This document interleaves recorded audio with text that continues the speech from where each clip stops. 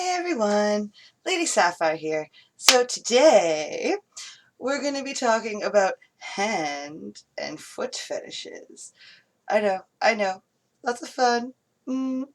As always, like, subscribe, and share if you'd like to support me, and I hope you enjoy this video. So here we go.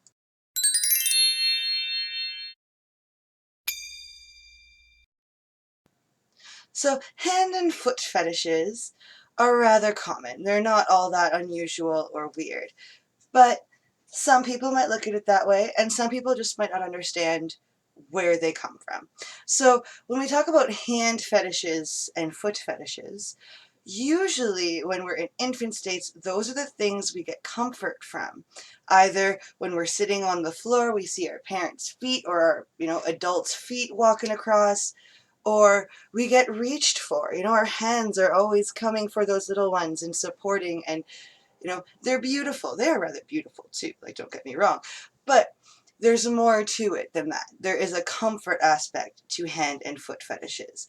Some just happen to think it's kind of cool if you can do certain things. Some are full-on fetishists, that they need to have that incorporated into their sex lives to get off or to reach orgasm.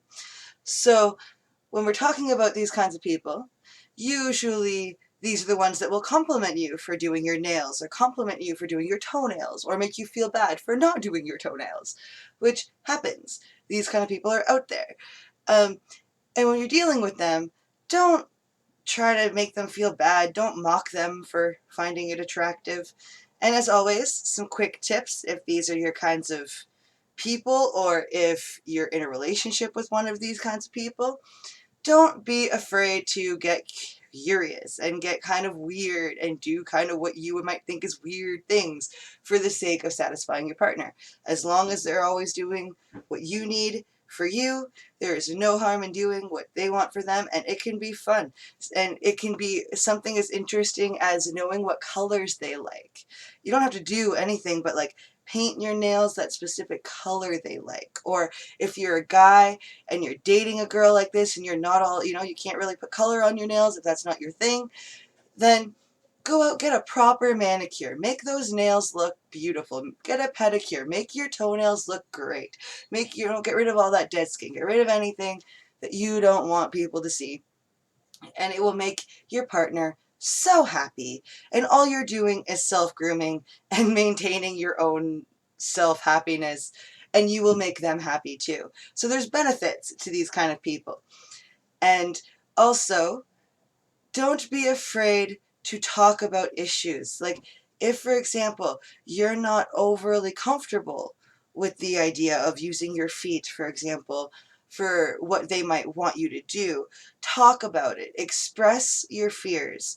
Because, as always, if there's not a connection that you can find a way to work with, then maybe you shouldn't waste any more time with this partner.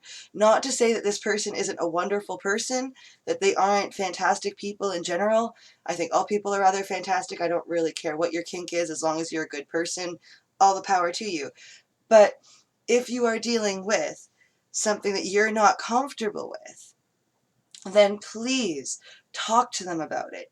Make sure that everything's out in the open and that you are on the same level together, or stop wasting each other's time and go find someone that better suits your needs. And they can go and find someone who better suits their needs. That's what it's really about. If you're going to look for a long-term person, you want to definitely have someone that you are comfortable with, that you have that constant connection with, and that you meet each other's needs. So make sure you always keep that in mind. So this video is rather quick, I realize, but this one's a really common fetish. I don't really need to get into it too much. I just kind of wanted to express the whole don't judge. As always, all kinks can be fun as long as you are within the consent box. I don't think I've mentioned that in the last episode or two, but consent box, everything, including kinks, is wrapped around consent, that everybody's having a good time, that everybody involved is enjoying themselves. So please make sure that you are always open with your conversations and open about your kinks with your partner, because if you're not, you could end up with some serious disconnects in the future, And I don't know, I would rather know right away if a person is going to suit my needs and if I'm going to suit their needs long before we waste each other's time with affection and building up a relationship just to find that we can't connect. So always keep that in mind. Always be open with your partner.